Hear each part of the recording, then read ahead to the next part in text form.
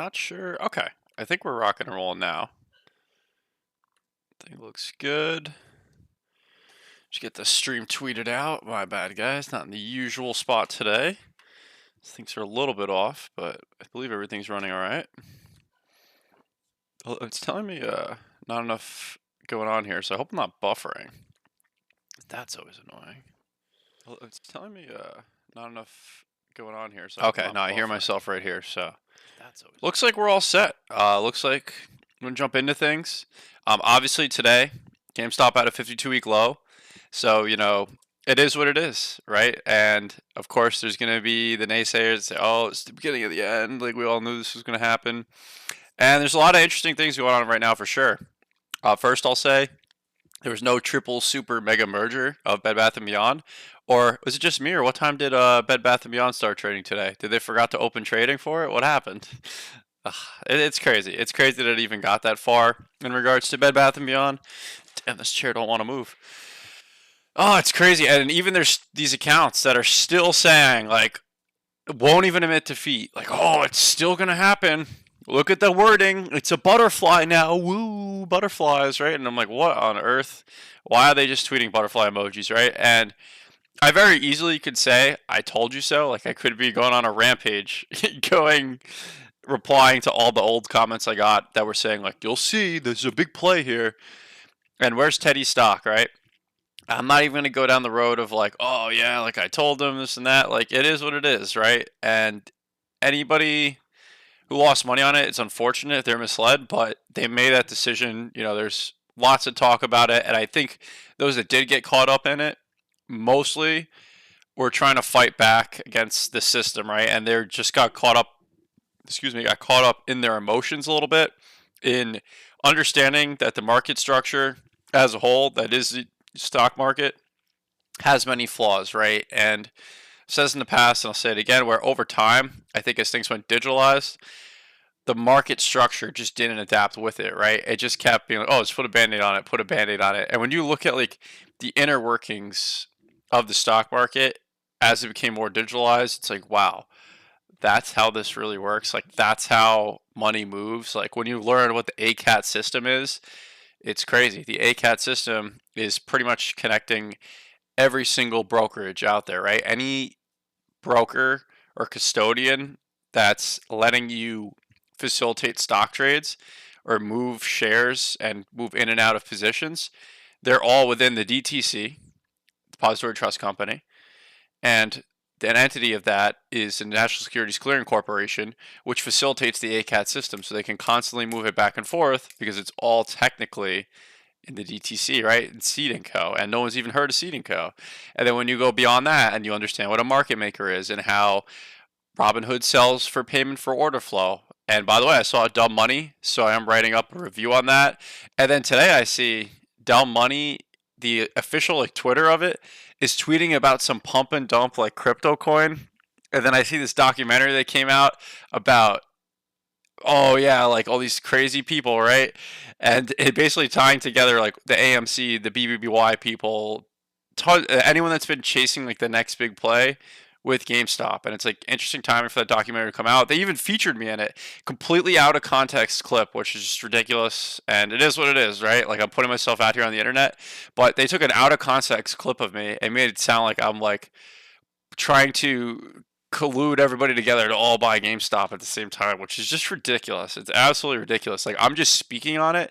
I want to be very clear. I'm speaking on GameStop and this saga and this story and what it is because I think it's truly unique and there's not a lot of people talking about it, right? I think there are people conversing about it, but there wasn't a lot of people doing it on a YouTube type of style format. So that's what got me into doing what I do. And it's it is what it is, but it's you're going to take just out of context clips Morantz was in there, Cosmic was in there, and then lump us in as it, and I say us, I mean people that are strictly just GameStop, right? Being lumped in with the they're all going to squeeze, it's the next big play thing. It's crazy. But let me hit the chat. I got to get everything going here because I don't have the tablet, but it's also just a journey, right? And in the video he clipped of me, this individual, Dan, whatever this bozo's name is, I look back at that video and I go, if you watch the whole video, I'm just sharing my thoughts at the time, right? And it's just out of context clipped. And then on top of it, I think if you look at my original content versus the way I talk now, you could see growth of just one individual, right? And I'm not scared to admit in times in the past where I've been wrong. Like I'm really not. Like it does me no good to be like, nope, nope, there's still gonna be this. I'm telling you, I'm telling you. Like that's not who I am. And the idea that I'm being lumped into a group of people like that is just frustrating, but it is what it is, right? When you put yourself out there on the internet and like you enter the arena that is the digital world, like you better be ready to fight, right? So it is what it is. But it's an interesting time because, GameStop's incredibly low. We've seen insiders buy, we've seen Ryan Cohen become CEO. Dumb money's out right now, just really shining a light on it. What happened originally in terms of just it being explained to just the average person, but it's also entertaining enough where they care to see the movie and watch it through.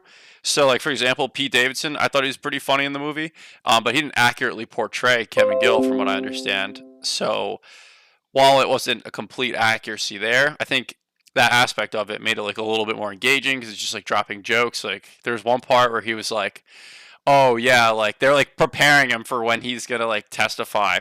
So it's like his girlfriend, his brother, and it's like they're all with him, like trying to ask him questions. And then Pete Davidson just randomly does this voice, and Pete Davidson is Kevin Gill in the movie, where he's like, "Oh, something," and then the guy who's playing Keith Gill is like, what the heck was that voice? He's like, "Oh, I don't know. I was trying to be AOC there or something. I don't know. It's just funny, like random stuff like that, right?" Then at the same time, you have Ryan Cohen becoming chairman. You have Bed Bath and Beyond being delisted. You have AMC being diluted to oblivion. So it's like this perfect storm as of right now that's kind of leading to this stock price decline. But also, if there's anything I've learned over the past couple of years, that it's like what the market shows you is not necessarily what something's worth. So what I do know GameStop is worth is $4 per share as of their most recent earnings report. So this was a graphic I had made, and I'm just trying to keep making these graphics just for the purpose of sharing information because that's really just what I'm interested in. And to be very clear, I don't give financial advice, nor am I interested in it doing that. And I just speak my mind, and I'm speaking as I see things. So GameStop's total cash equivalents and marketable securities per share is $3.92. So at this point, over 25% of the market cap is pretty much held in cash for the company, and they're able to continue earning high interest, right? So cash equivalents consist of U.S. government bonds and notes, money market funds, cash deposits with commercial banks, and highly rated direct short-term instruments that mature in 90 days or less. Marketable securities are made up of highly rated short-term government bonds and notes, as well as time deposits that mature in less than 1 year. So that's a total of almost $1.2 billion. And you look at the market cap today, 4.7 billion. So, talk a lot about trimming the fat and just turning profitable and driving forwards. I used to originally think they really need to grow their revenue, and now I more so think they really need to focus on their margins because what GameStop was originally, right? It was like a deep value play, right? Like deep effing value. Yeah, it's not necessarily this big growth story, and I think there is potential for growth as they evolve, and player can hopefully become something, and it's trial and error, right? And that's again something I've realized over time. Where originally I thought, revenue growth is like what you need to like scale up, but then scale margins, go from there. But you realize like there's deep value in what GameStop is behind the brand and the assets they have and the cash on their balance sheet, right? And Morantz does a really good job of explaining how goodwill impairment charges, right? As the stock price was decreasing way down in 2020 and 2019, it looked like they were reporting massive losses, even larger than before, because goodwill was falling down. So now that that's already happened previously, you're not going to see that same type of thing again as GameStop stock price is declining, unless it's in the case of Immutable, right? Because if its value's fallen, then it's showing up as like goodwill impairment charge, and like that's something I have to like physically show you, and that'll be topic for a different stream, right? But point being, overall, it really comes down to execution. And in turning a profit, they're able to do shareholder initiative things like repurchase shares, potentially dividends in the future. We always throw around acquisitions, right? Acquisitions constantly thrown around, but it doesn't necessarily have to be acquiring like a whole company or a whole brand. Maybe it's just an aspect of something another company does that they're not interested in doing anymore, and it brings a certain element to part of what GameStop is and part of what they're trying to do in a whole as a whole or trying to improve. So in operating efficiently, right? Like they have a strong balance sheet and it's like they can make decisions and they can go through that trial and error and look for those revenue growth opportunities. So and then I'm going to get to the chat in a minute. I don't have the tablet today, so I got the phone on the side. But selling and general administrative costs, if you look quarter by quarter, so it's began to decrease if you look at percentage of revenue. That's really my main metric that I'm focusing on. I want to see SG&A consistently be lower, right? Excuse me. So this is on a year by year basis. So this is prior to Ryan Cohen's entry. I would say this is Ryan Cohen influential time period, or the point where Ryan Cohen had influenced and his team of what's actually happening at GameStop is 2021 and 2022. So when you look at that, you see SG&A slightly down, right, in terms of percentage of revenue, like for those couple of years where he did run things, whereas those past couple of years, and you might be like, well, what's the deal with that? But if you look at all the different things they had trial and error with, right, like the wallet isn't working out, and I think that's to avoid future regulatory scrutiny and just having to deal with any kind of lawsuit because lawsuits are expensive and the SEC does not want to clearly state like what is and isn't an asset in terms of digital assets, or I call them digital assets, but it'd be technicality and NFT, right? And in getting into Web3 gaming, you have to go through like a progression of like what's working, what's not, what are we going to improve, what are we going to cut out. So it's not just a simple path. So I look at it this as they were able to maintain relatively the same amount of cost percentage wise. And by the way, shout out to whoever had commented on something I saw it a while back. Like, why don't you do percentage of SG&A for the year total? I had done it for everything except the years. And I'm like, I got to do that. You're right. I don't know why I wouldn't.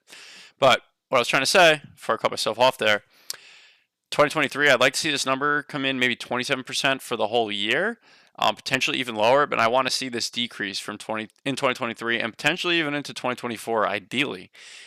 Reason being, I think during this time period they were spending for some trial and error, and while you might still have to spend for some future trial and error, I think you've really cut out a lot of the unnecessary overhead. And in having Ryan Cohen at the front line as the chief executive officer, being frugal is like part of what made Chewy what it was, right? And how they were able to do things like very personalized messages to pet holders, right? Or not pet holders, sorry, to people who have pets. Like they were able to have personalized messages with the products that were sent, right? Because they were focused on spending on employees who would be taking the time to do that rather than, oh, we need this super marketing campaign, right? So it's really where you focus your efforts. And in more and more time at the company, those running it can make better and better decisions, right? I truly believe that. And of course it does come down to execution. Like, let me be clear. It's not just like, oh, I hope this happens, right? Like I think they're capable of executing, and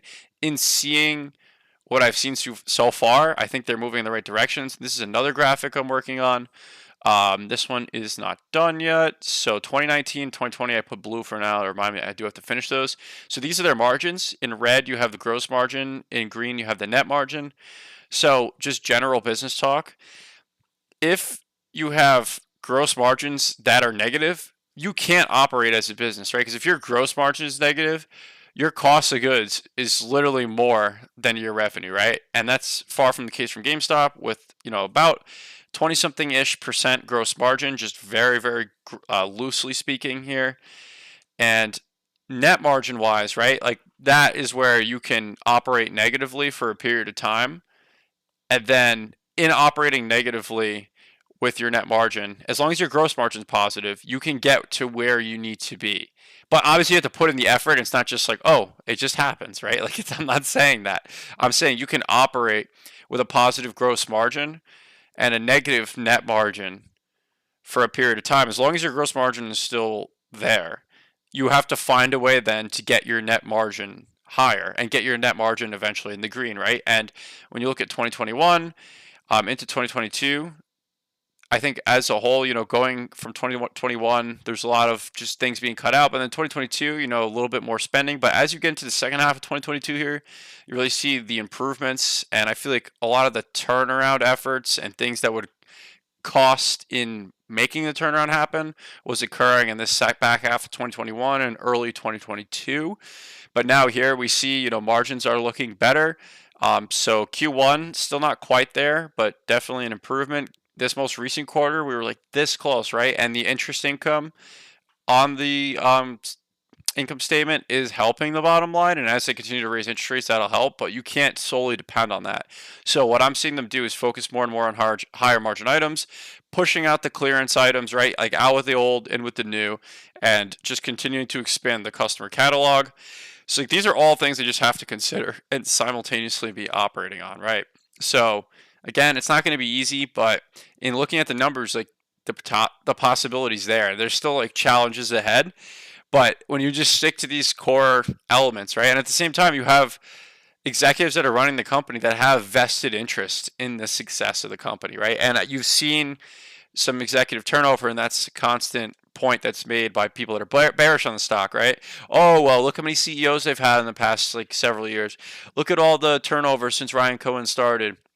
It's not working, right? I think they had to hire and see who's really in this for the long term, who's really looking to align their pockets with what they're doing day to day with their job. And in doing that, you're going to have to weed out some people. And some people are, oh yeah, I'm super committed. I'm in this, right? Like, oh yeah, I love GameStop. Oh, I'll definitely take compensation and shares.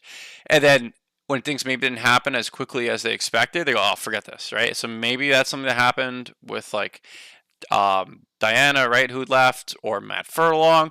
Also, maybe, okay, you're not quite getting to where we need to be, so we don't know exactly what happened, but in cutting them out, it's just a little bit less overhead costs, and also you're figuring out who's on board with the mission. And I would rather give more to those that are going to continue to work harder and be more on board with the mission rather than just, oh yeah, well, we need a COO because you're just supposed to have one, so, or we need a CEO that is some super legit person just because that's what you're supposed to do, right? To give us legitimacy. It's really about execution at this point. I think undoubtedly, like, execution is what matters. But let's hit the chat because I'm way behind. I first had to respond to a quick text message because it's my dad. Can't be ignoring dad, right? Tomorrow. Okay. To the chat. Whoa, almost reported my own video by accident. That would have been goofy. Okay, let's go. XFit, thanks for being here. Edward, sup X, I'm the other X. Thanks for being here, Ed. Jay, good to see you. Thanks for being here. Last Friday, I bought 1,000 GME shares, and this is Brayton Wilson for 16,500. I'm already in the red by 1,100 by today. This sucks, man. Brayton Wilson, that's how it goes, bro. I got to be honest with the market. It's unfortunate when you buy into something and then it drops the next day, but just as easily, it could have moved the other way, right? Like, that's just the nature of the market when you get into an investment. And for me personally, I'm viewing things in a long-term perspective when I'm putting money into things in the market. If you're trading, that's a totally different story. But I think if you're with a long-term perspective, it's one of those, like, it is what it is, right? It could very easily go one way or another, and then that's sometimes where people, chop it up, buy a few bucks this day, a few bucks that day, another few dollars a couple weeks down the line, whatever it may be. So yo, yes sir, lizard people, you ever try shaving a camel? Like, what?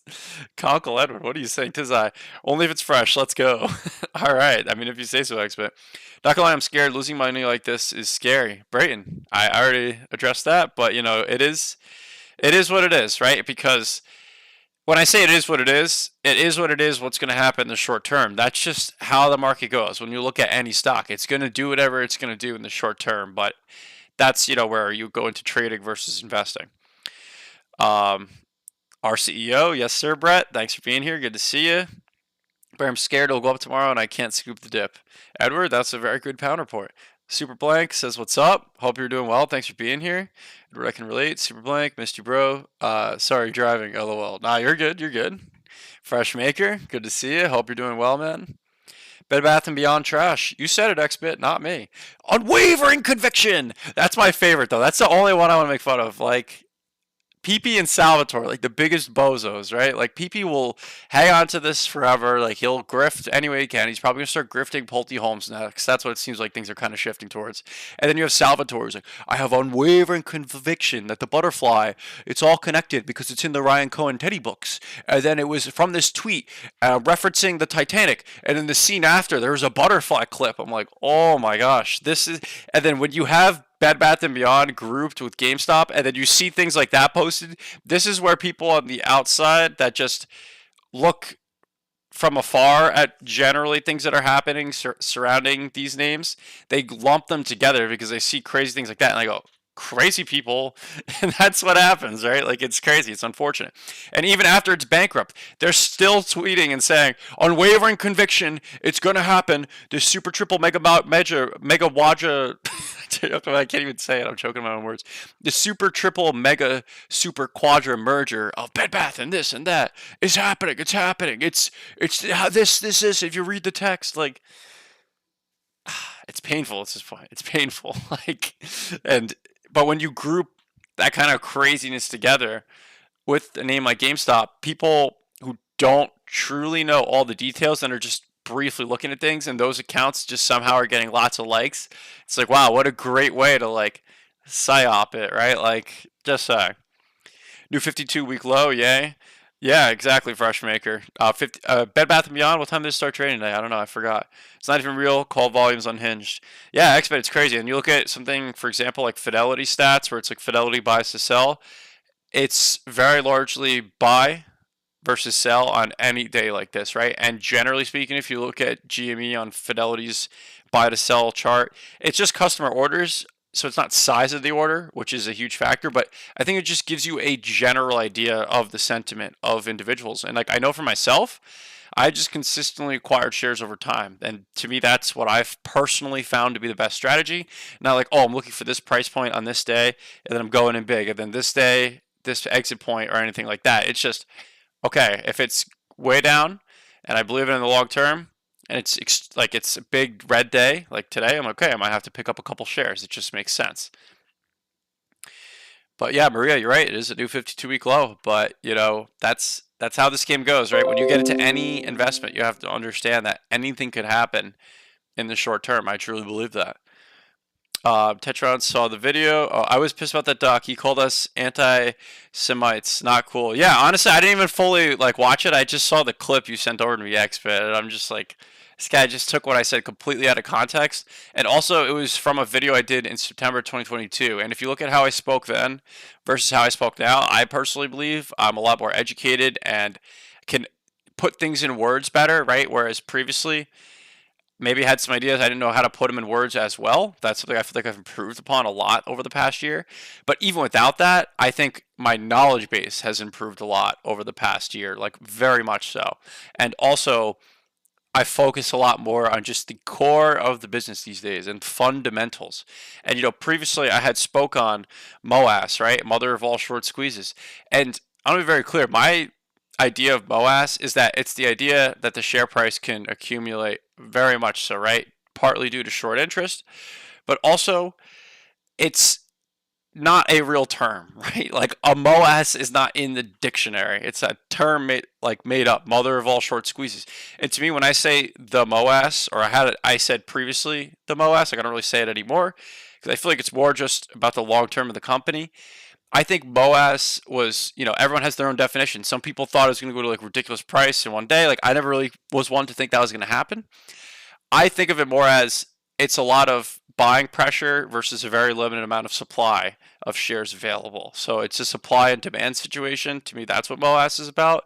But I use that term very loosely because it's like everyone can have their own definition of what a MOAS is, right? Because it's a term that just became to be from certain circumstances, right? So you could believe in the company very much, but you might not believe in MOAS, but it doesn't mean you're bearish, right? So everyone's definition of what a MOAS is different. So that's why I would speak on it previously, and now I kind of move away from the term because I feel like it's been like weaponized or like, oh, this stock's the MOAS, that stock's the MOAS, and it's just like a large short squeeze, like at its very, very simple core of what a MOAS is, right? You know what I mean? Like, and in that documentary, yeah, like he took a clip where I said, yeah, MOAS, and I literally was saying, like, you shouldn't listen to me. You should go do your own research, due diligence before you make any kind of investment decision. But like, he just clipped it in a way where it looked like I was saying, like, don't listen to me. Like, I'm just saying if we all band together, which is not what I was saying at all. I never said like we just need to band together. That's I've long said, like, since this channel started, that it's about individuals and making their own individual decisions.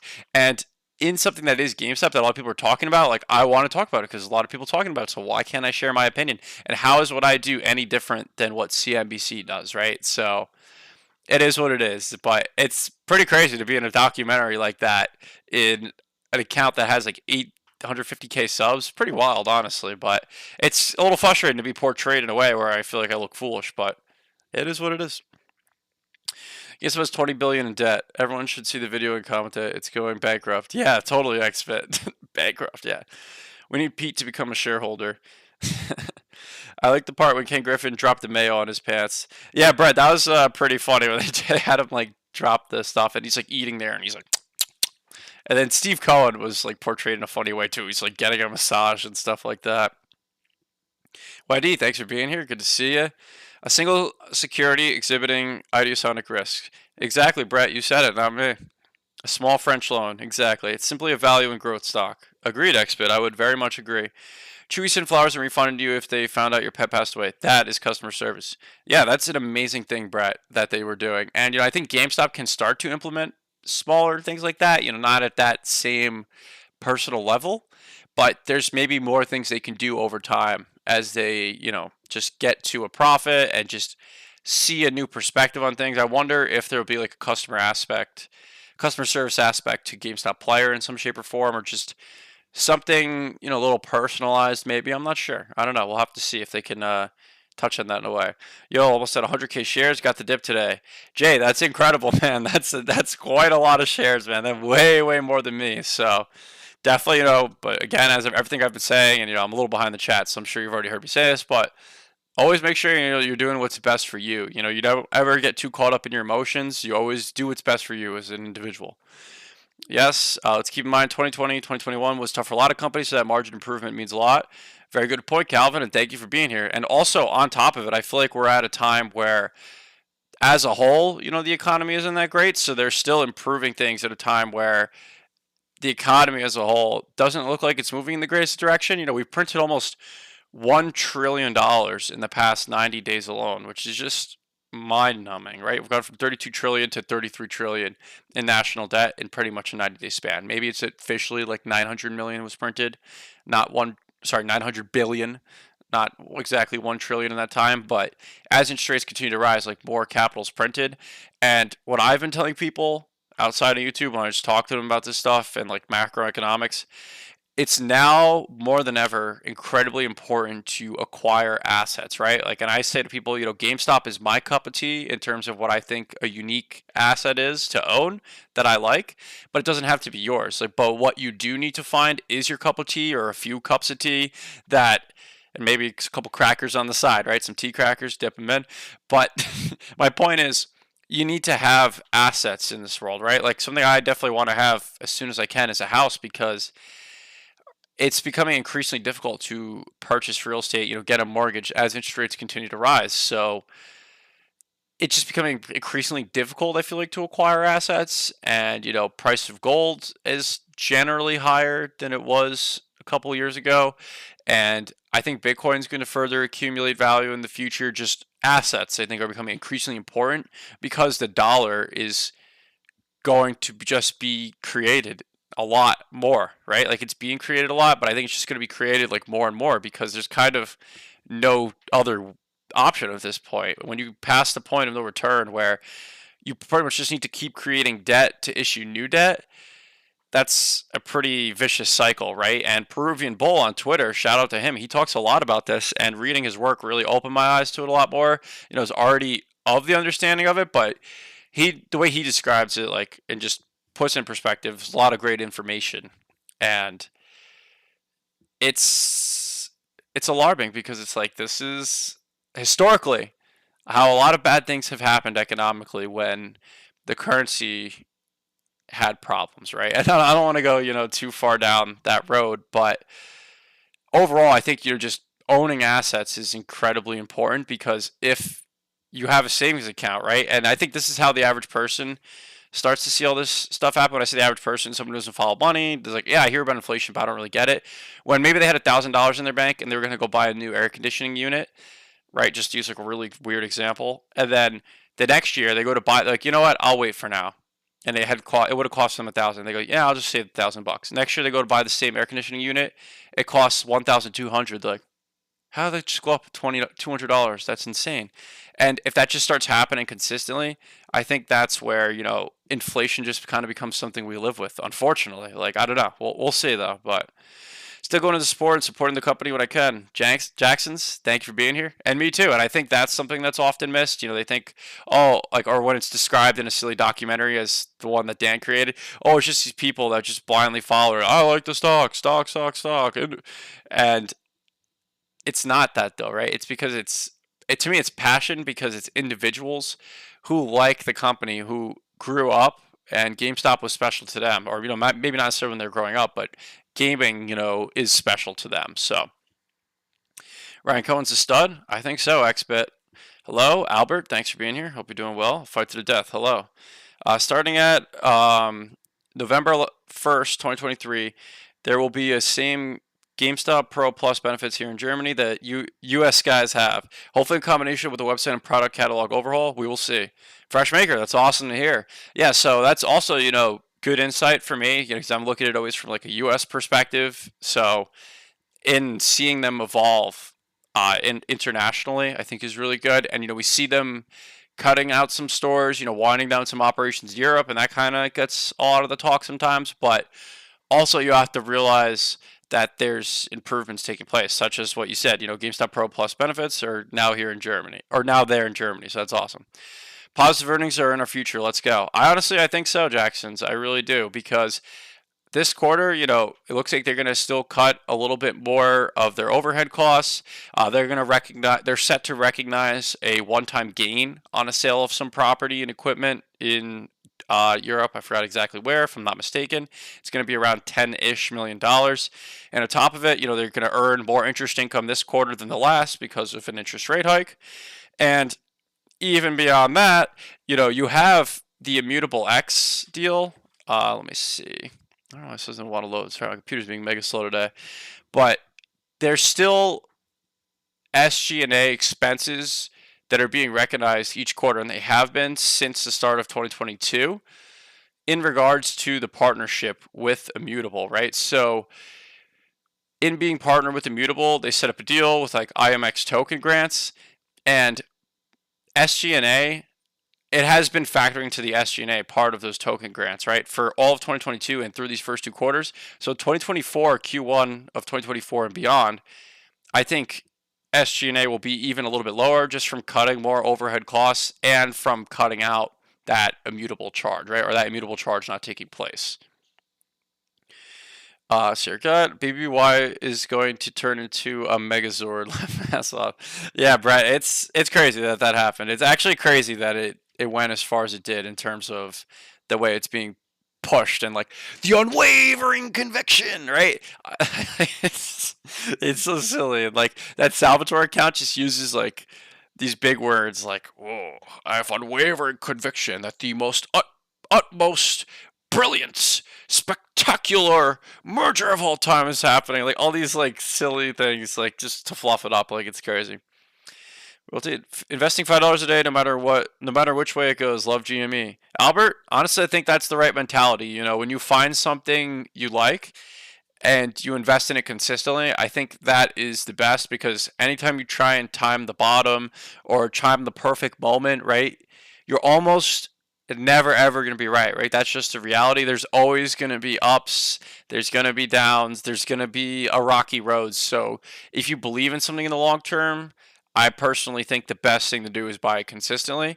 Like throughout 2022, I used an app called Strike to buy $1 of Bitcoin every single day throughout the entire year, right? Just as another asset that I'm gonna have, and that was because I saw the market crashing. It's okay, like psychologically, like my brain is like, oh, it's crashing, it's gonna go lower, this and that, like it's a bear market, right? And but like I knew my brain is like tricking me in a way where I'm like, no, the best thing I could do, I don't know the best time to buy this to acquire Bitcoin, but I do know I'm going to look back on this time period and probably wish I did, right? Or look back and think, damn, I was thinking I should be buying, but I was thinking too hard about the moment. So I thought, why not buy it consistently? So that's why I was buying it just $1 every day, right? And what I was doing is I'm putting $14 in every time I got paid.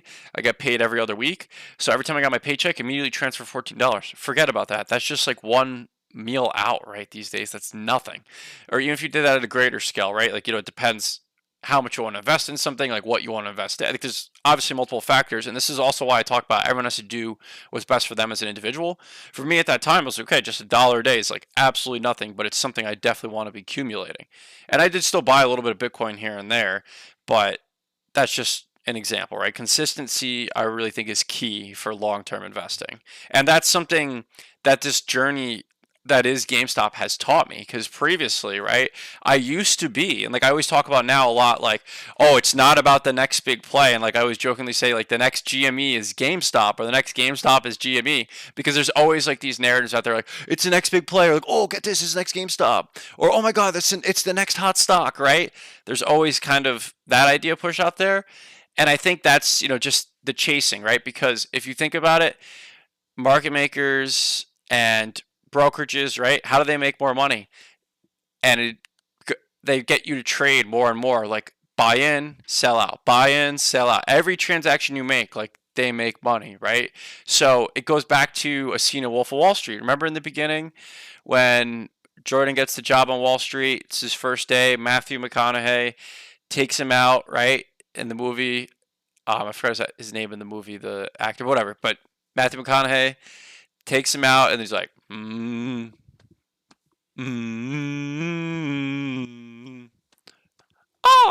like that scene. Prior to that happening, and that's kind of just, I think that part of it just kind of shows like his confidence and just the idea of the confidence of the elites, so to speak, right? But that's not the point of what I'm saying. What I am saying is, remember when Matthew McConaughey is explained to him, right, as the veteran from Wall Street, to Jordan Belfort as the newbie, right? He's saying, oh, well, the name of the game is just keep them in, right? The next stock, the next big play.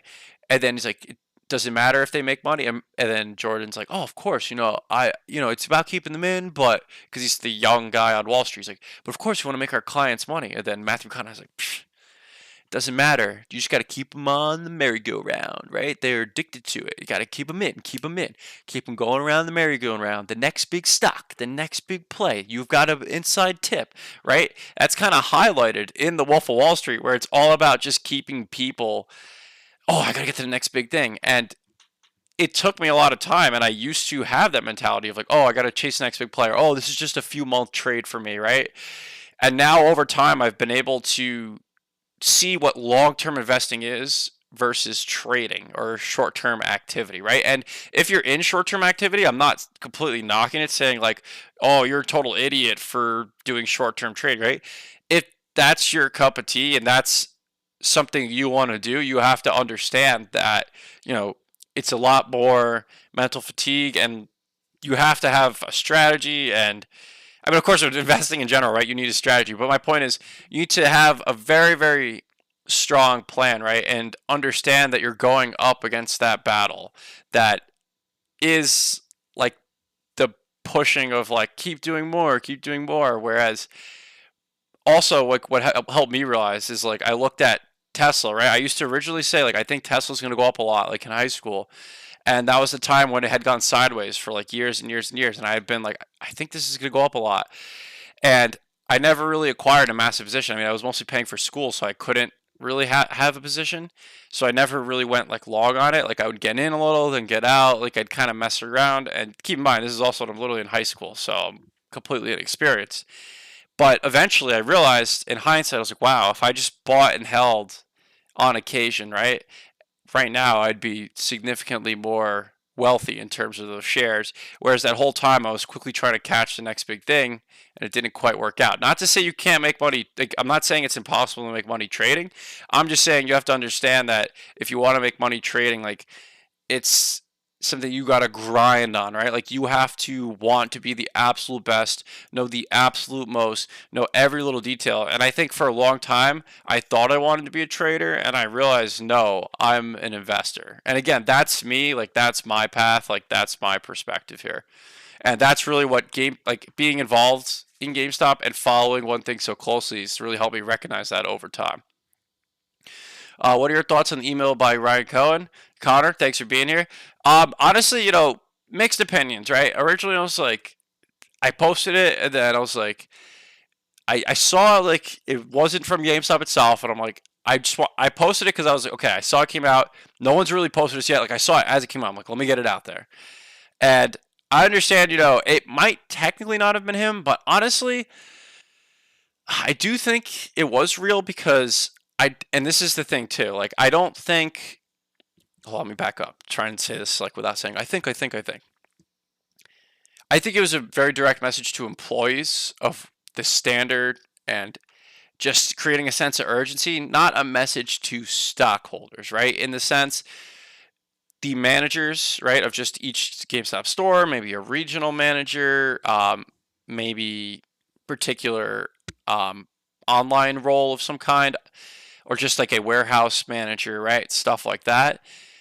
Because they have, employees in all types of different roles, right? And even if it was just sent to the higher up managers or executives, I think it's the idea that you create the right mentality amongst the employees, right? And create that urgency because the average employee, right, or the average manager is probably not necessarily reading GameStop's investor relations and their cash position. So people are saying like, oh, look at the subject line. It says survival, and like it's written from the perspective of like the company is going to go under, and it's obviously a FUD piece, right? Which like I could see how that could potentially be the case, and like without GameStop themselves confirming it that it came from Ryan Cohen, we can't truly know for sure.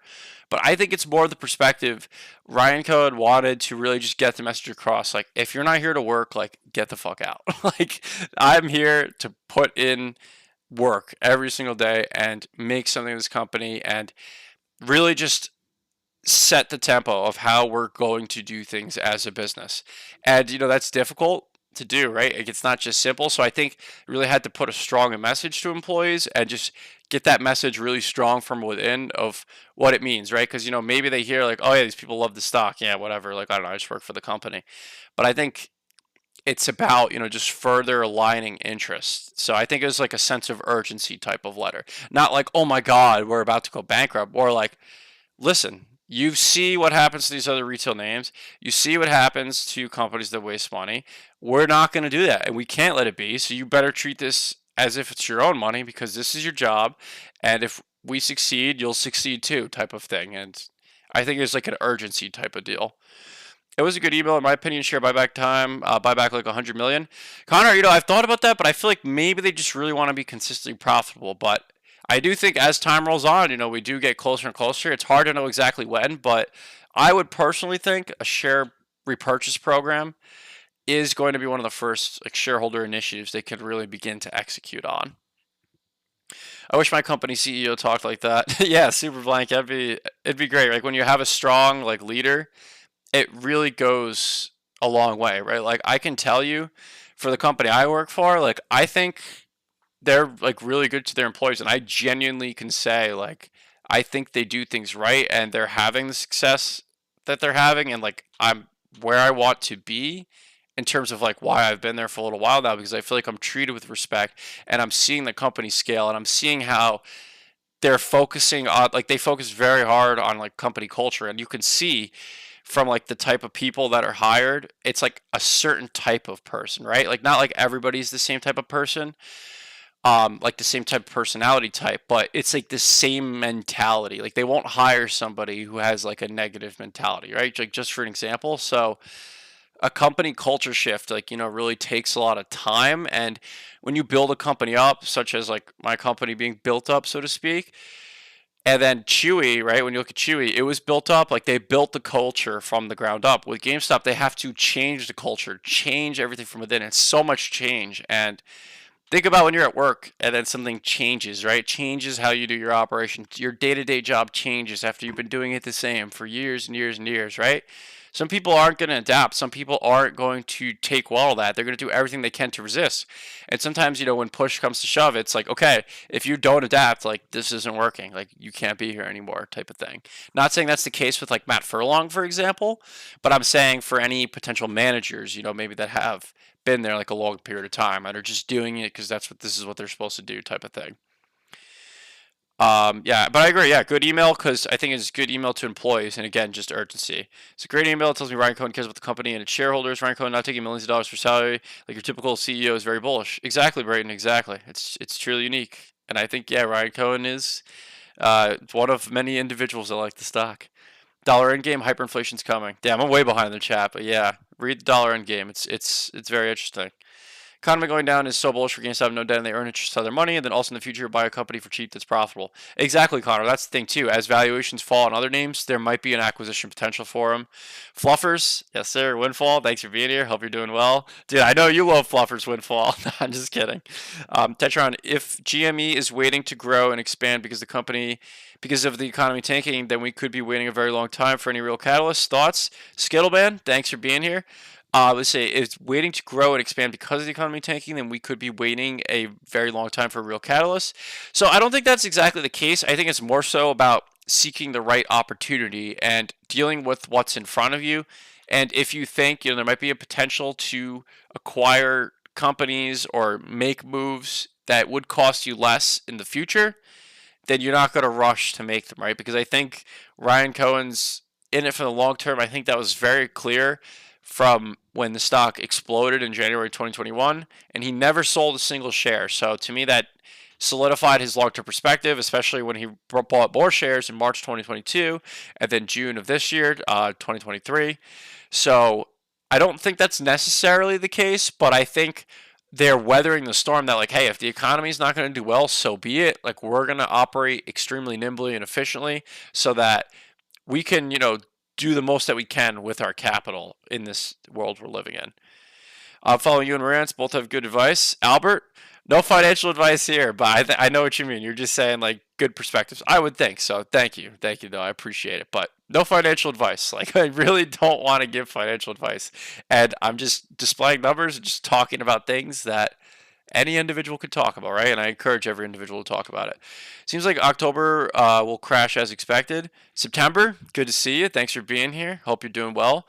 Yeah, I mean, it's always hard to know with the market, right? But funny enough, I saw a chart where, I mean, it's not funny, but when you look at the S&P 500, the whole time that it was like, oh yeah, well, like it's transitory, the inflation, and then oh yeah, like we're gonna raise rates, but then we're done. And then the last meeting, they're like, actually, there might be one more rate hike before the end of the year, and we're probably not cutting rates at all in 2024. When previously they said no more rate hikes, we'll start doing rate cuts in 2024. So the market was kind of pricing that in, and that was pretty much until like all the way up until like right here. Like once the Fed kind of started changing their tune in this little period, and especially right around this meeting here, where it's not priced in anymore, that's where the market kind of started to have uncertainty. Where the market, it's weird how it trades. So like, and this is very generally speaking, where it's like it moves with the mood of things. So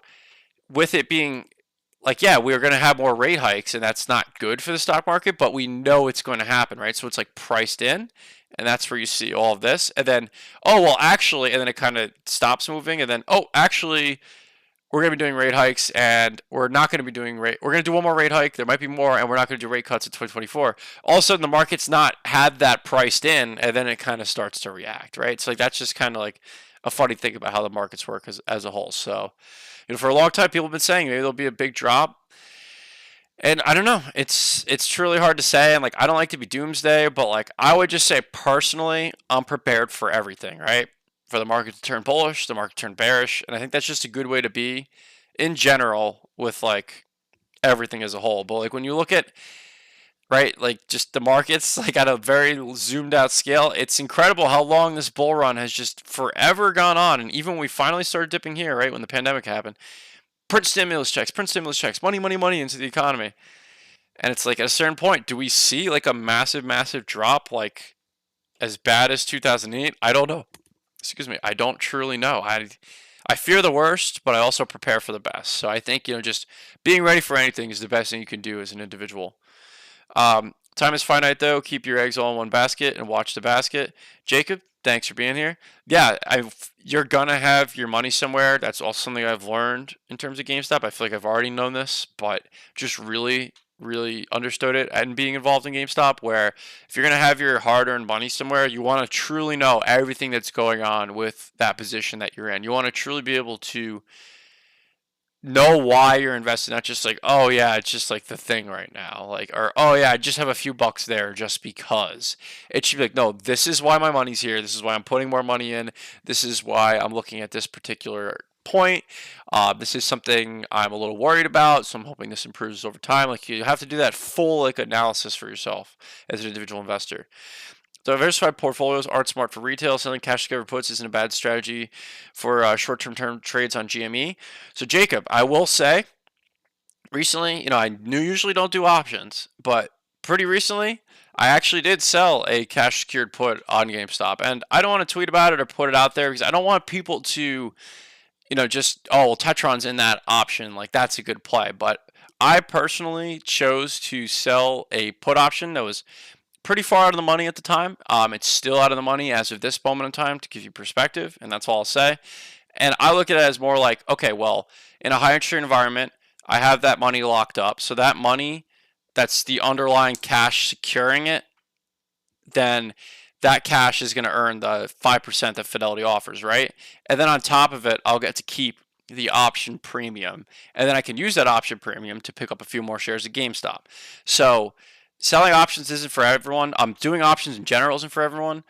But for me personally, I felt good enough at this point in time where I'm like, okay, I'm going to sell a put on GameStop. And it might be something I consistently do. It might just be one move I make right here. But, in the event it does go below my strike price, it'd be very low. And I'd be like, wow, you know what? I think I will just take 100 shares to that price point for the long term. So that's also, the magic of selling call options, but that's a whole topic in itself. What up, gang? Monty, hope you're doing well, man. Good to see you. Lay it down, bro. Let's go Tetron. JP, good to see you. What up? Everyone's saying what's up. Ken Griffin's a fluffer. Joke so I don't get sued. You're good, JP. Don't worry. Would happily sleep with Griffin if he gave me $1 million. I'm broke. LOL. Damn, Brain. Anything for $1 million, right? No, I'm just kidding. I heard PPC slept with him. You should ask for yeah, XFit, you're too much, man. Not funny.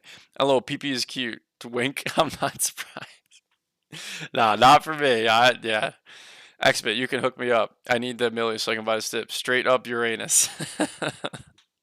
XFit, you're good in the chat today. You're good, man. What was the IV on that put you sold Tetron? You better not be trading without me. That's a bad idea. The fact that I'm here and you don't access me, I'm so disappointed. All right, XFit, I'll message you after. I'll be in touch with you about it. I got you.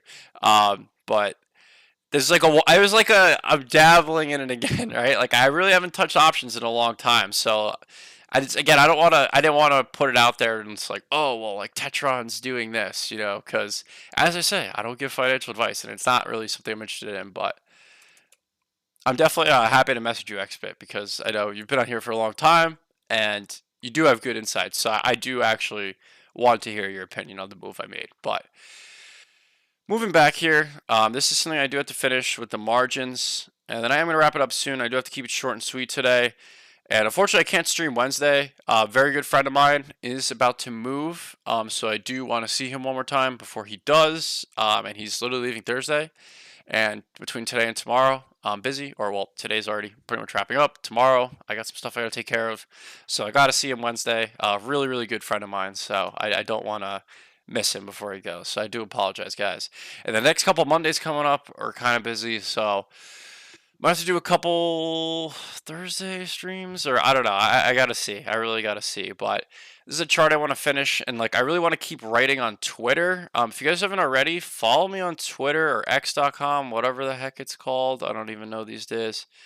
But I do put out a lot of stuff on there, and I'm really enjoying how the platform's evolving.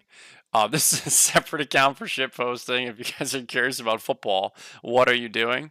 Just for following my Steelers stuff because I'm a big Steelers guy. So that's a different account.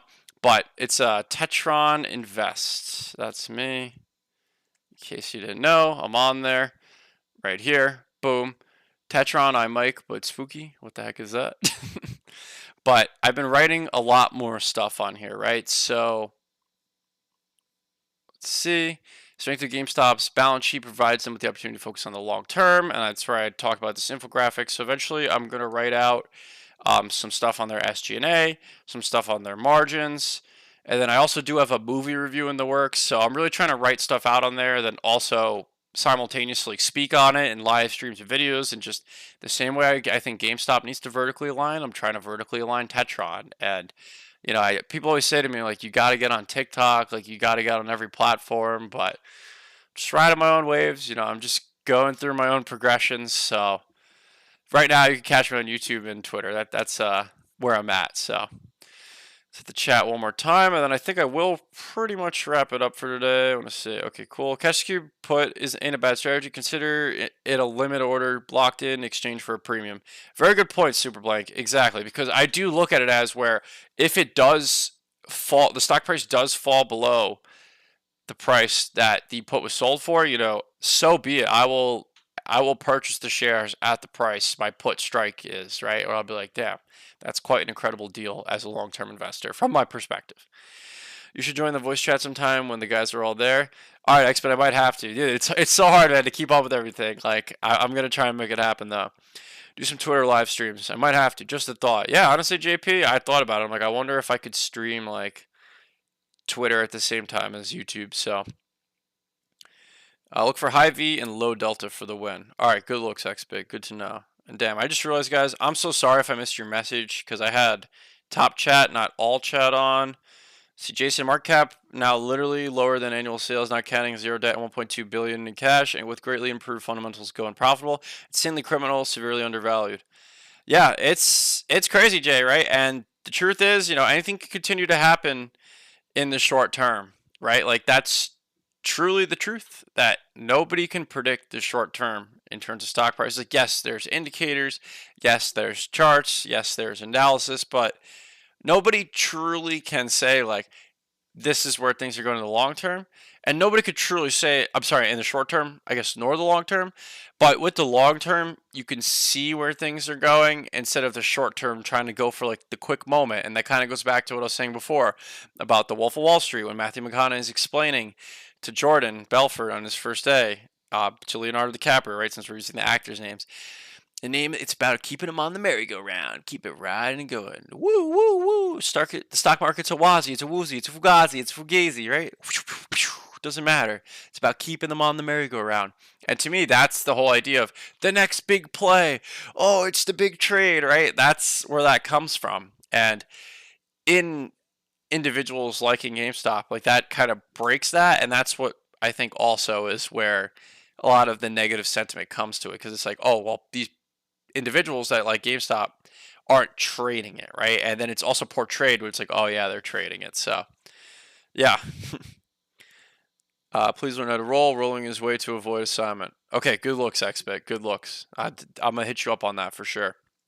But yeah, I'm trying to just keep up with everything because some people have also started like messaging me like, oh, you gotta have me on or like talk to you about this, and I'm like, I'm just I'm still figuring it all out for myself, and creating content, it's truly a unique thing. It's a unique like job, right? And I'm not saying I'm like working the hardest or like I'm doing my best, right? I'm not selling myself short here, but a guy like Morantz, like he's putting out an insane amount of content, like, and I think he puts out some great information, and I think I just have a, a lot of things I need to figure out still in my life, like a lot of for me, it's about putting things in buckets. Like there's sometimes like periods of time, like during the day, like I really try not to go on my phone and get caught up in Twitter, right? Because then when I do, like I'm not doing my job. But then when I'm with my girlfriend, like I don't want to just be my head wrapped up and everything, because then it's like I'm not actually there, and then she's like, you got to see me more.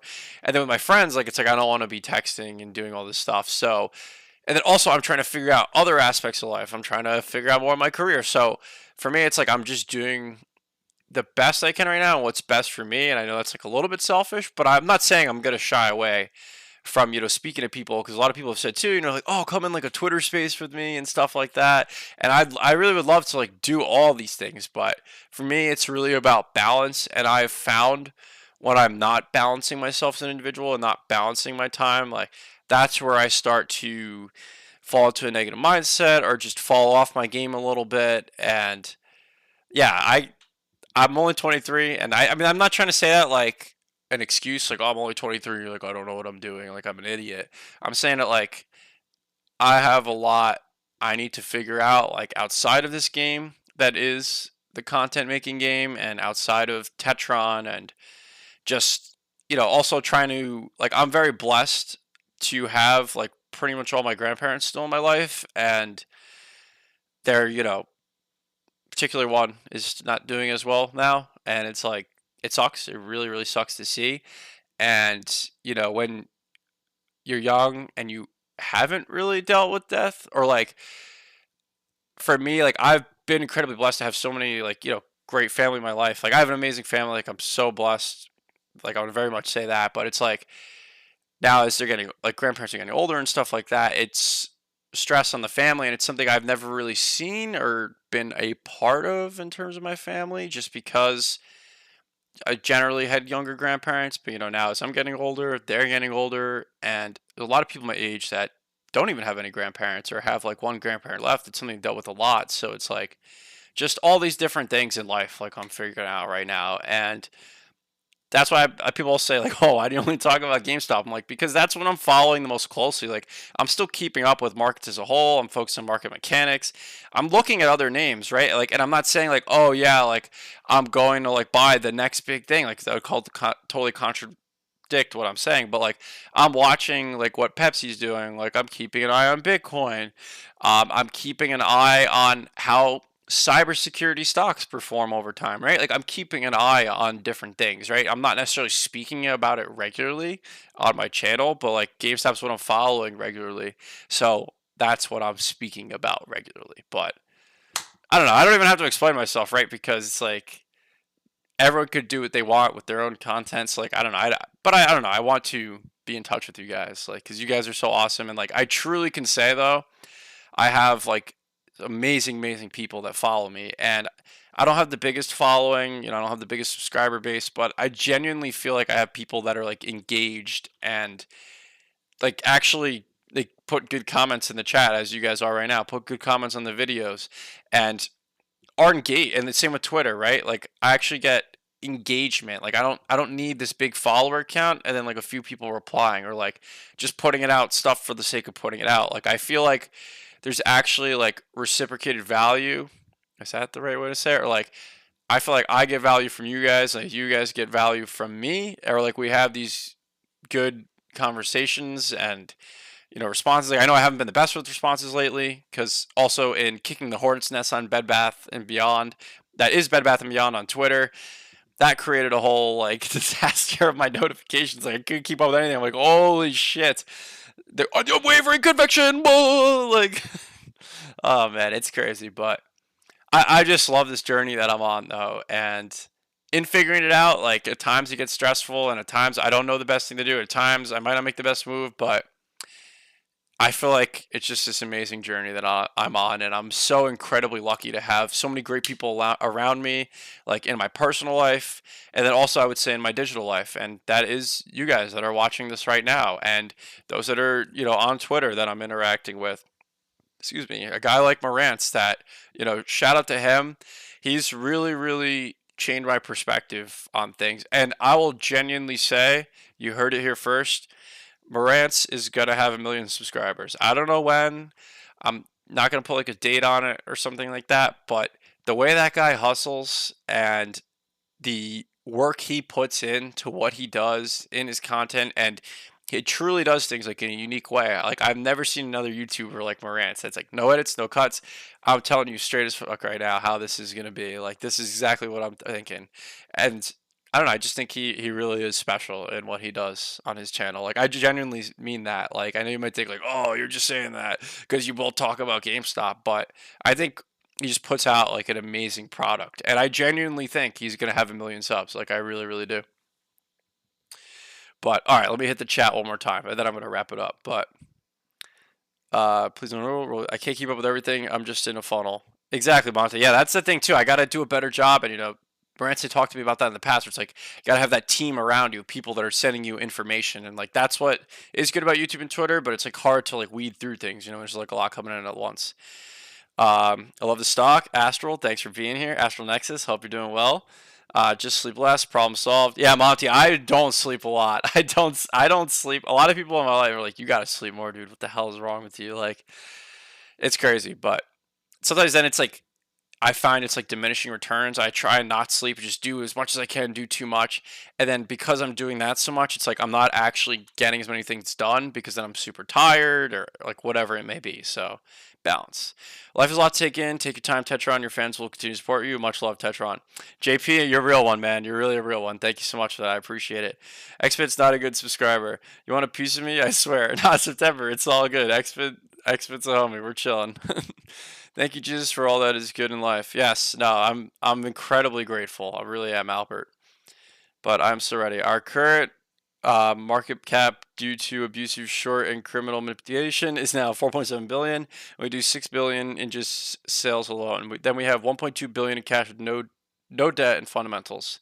Yeah, Jay, it's quite the ride, right? And like I said before, anything in the short term could continue to happen. It could go lower. It could bounce right back soon. Historically, when it's been around this price, it has bounced back. But that's not to say it can't go lower, right? So it's pretty crazy that when insiders buy like right here, and then Ryan Cohn becomes CEO like right here, and then it's like dropping. It's like, wow, what a time, right? Or sorry, I guess I should have did that better. Like insiders buy like here, or what was it? Yeah, maybe like here-ish, right? And this was the last earnings when Ryan Cohen had bought like up here. So of course, it begs the question, is Ryan Cohen going to buy more shares now that it's at this price? I wouldn't say it's impossible. I wouldn't say it's a guarantee, but I would say he's got to at least be considering it, right? Considering how low the stock price is at this moment in time. Improving to net zero and full year profitability incoming. Let that sink in. GameStop significantly undervalued. TikTok. Jay, just keep riding these waves. Apes don't go to Xbit for data advice for a reason. Let's see. Morant's Lawrence is in a league of his own. For real, Monty, for real. Yeah, no, September. No, I see what you're saying, where like if you're like you're not trying to do options type of thing, but I mean Xbit's been good to me for a long time, but September, you've been good to me too and being a fan. So you guys can agree to disagree. That's totally fine, but I appreciate you both. I definitely want to say that. I just think you were cool. Okay, I can't believe. Let's see. Oh, you're laughing. Okay. Ooh, Swagman, thanks for being here. Hope you're doing well. What did Swagman say? Fight. I see you. I see your avatar away. Oh, Tetris. Just like Tetron. What's up, family? Abe, hope you're doing well. You're right about Morantz. He's the leader. Yeah, Albert, he's quite incredible. Let's go Giants. Oh yeah, Abe. I mean, I hope the Giants win for you. I'm a Steelers fan, so I'm hurting, and like I'm not talking any crap. But what happened to the Jets last night, from what I saw, that's crazy. Like the NFL loves the Mahomes, and now Travis Kelce and Taylor Swift. Like it's ridiculous. Like you can't help but think it's like scripted a little bit, right? Like nah, not actually, but it's like wow, that's some silly penalties and stuff like that. But yeah, Abe is my babe. Swag. Oh man, you guys are hilarious. No, but really, no, I appreciate all of you guys. I'm gonna keep just doing what I can and just keep improving myself, bettering myself, bettering my knowledge, and just liking the stock, right? Because I do like the stock, and I think this journey is truly epic, and it's just such a unique investment opportunity that GameStop is. Just such a unique story, and I'm just incredibly happy to be talking about it. So there's gonna be guys like that.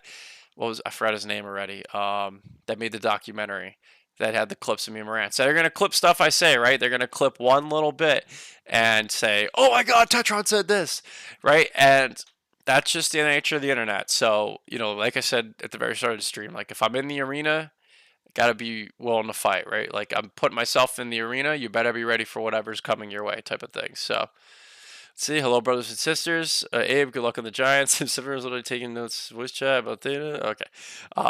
Tetron, yes, good to see you, Ruben. Hope you're doing well, man. Is there any way to get a share certificate instead of DRS? Do I have to go to Computer Share's office? So Jacob, great question. So from what I understand, they won't allow you to. I think you're able to request this share certificate with certain stocks. I don't think all of them you can now. It might be based upon when they went public. But I don't know the specifics, but I do know with GameStop, like they wouldn't let you. Because I would love to have just one single stock certificate framed and just literally hold it for the end of time, no matter what. Because it'd just be epic to have it like framed. So unfortunately not, but I'm not sure the specifics of when you can actually get one type of thing. So what was your favorite scene in Dumb Money?